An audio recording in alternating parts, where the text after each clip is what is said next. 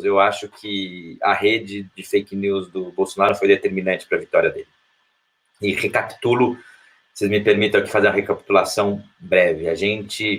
Eu não me lembro se era 27 ou 28 de setembro de 2018, a sexta-feira, antes do dia do ele não, ou seja, estamos falando da sexta-feira, há 9 dias do primeiro turno das eleições, no Jornal Nacional, pela primeira vez, é anunciado uma pesquisa, né? Eu lembro que era 1h da manhã, lá em Madrid, ansioso, vendo pela internet, Jornal Nacional, só para poder ver, no primeiro momento, os dados da pesquisa. E o Jornal Nacional anuncia a pesquisa do Datafolha, dizendo que, pela primeira vez em todo o processo eleitoral, o Haddad aparecia 4 pontos na frente do Bolsonaro nas simulações de segundo turno. 1. 2. O Haddad tinha mais de 10 pontos a menos de rejeição que o Bolsonaro, acho que eram 14 pontos, alguma coisa assim. 3. O Haddad tinha subido 3 pontos percentuais na intenção de voto no primeiro turno e o Bolsonaro estava estagnado.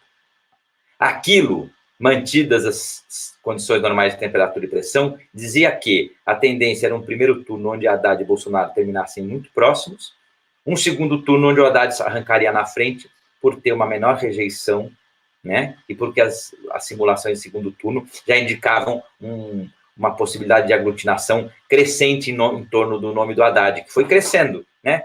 Se a gente lembrar, as simulações de segundo turno, ao longo do processo eleitoral, mostravam que o Ciro ganhava do Bolsonaro no segundo turno, que a Marina podia ganhar, que o próprio Alckmin chegava empatado e algumas pesquisas ganhava. E o Haddad esteve atrás do Bolsonaro na simulação de segundo turno em todas as pesquisas, menos esta da sexta-feira, 27 ou 28 de setembro de 18. Bom, no dia seguinte a gente tinha um ele não, que a princípio seria a consolidação desse discurso preparatório para um segundo turno, onde se pudesse dizer qualquer um, menos ele. Então, quer dizer, um segundo turno muitas vezes é uma disputa de rejeições, né? Quem é menos odiado pelo povo brasileiro, né? Então, tudo pintava uma possibilidade muito importante de vitória do Haddad. O Haddad era o candidato adequado? Acho que não. Eu sempre digo, acho que o Haddad é um candidato que poderia ser um candidato muito adequado para tempos de paz. Para tempos de guerra, não. O Haddad é muito, muito, muito, muito institucional, tranquilo, sereno, fala mansa. Para bater de frente com o Bolsonaro, a esquerda tinha 2 nomes que eu acho que teriam sido muito mais adequados, que era, pela direita do Haddad, o Ciro, e a esquerda do Haddad, o Boulos. Eu acho que o PT, com nomes como esses, teria tido nomes que poderiam ter enfrentado, ido para o clinch, como a gente usando um linguajar aí do boxe, desculpa usar uma linguajar aí violento, mas era uma eleição polarizada e extremamente violenta, né? A violência política que a ultradireita botou na cena política foi uma coisa brutal, sem precedentes.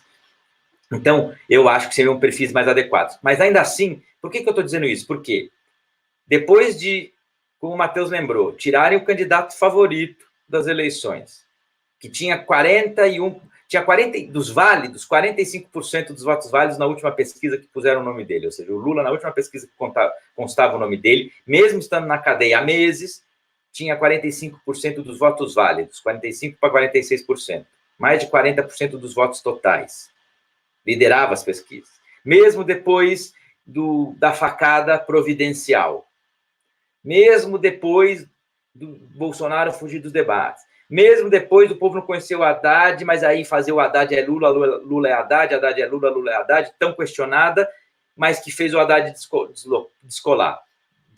decolar, perdão. Quer dizer, depois de todos esses feitos, mesmo depois do Barroso, de forma vergonhosa, contra a orientação da ONU, tirar o Lula da disputa eleitoral e tirar ele dos primeiros dias dos programas eleitorais na televisão, de uma forma completamente ilegal, inconstitucional. Mesmo depois de tudo isso, e facada, e o Bolsonaro não precisar ir nos debates, mesmo depois de toda essa confusão, 9 dias antes das eleições do primeiro turno, o cenário era bastante positivo.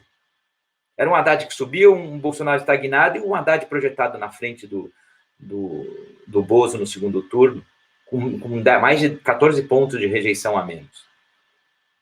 E no dia seguinte a gente teria um ele não, que a princípio poderia fazer a marcação dessa agenda de que o Bolsonaro era uma figura repulsiva, né? Então, com isso eu estou respondendo em detalhe, porque também já estou respondendo um pouco a pergunta do Ponciano, né? De que aconteceu em 18.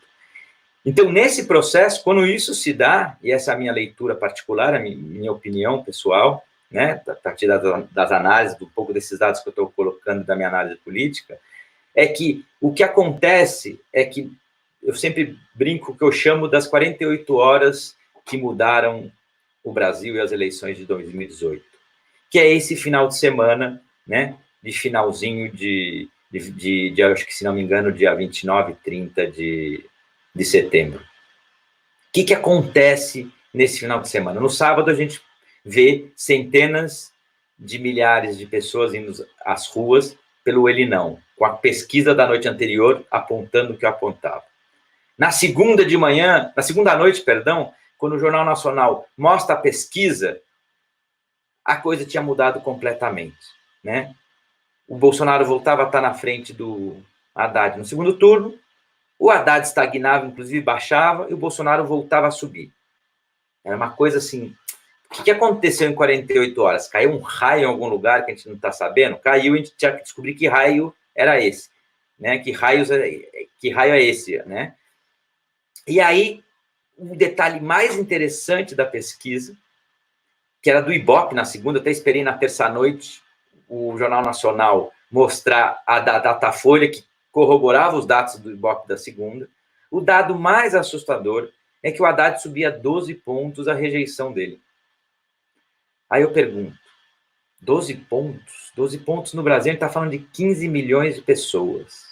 O que acontece para que, da sexta-feira à noite para segunda de manhã, segunda na hora do almoço, que é quando tinha sido já feito todas as pesquisas, 15 milhões de brasileiros passarem a detestar o Haddad? Como é possível?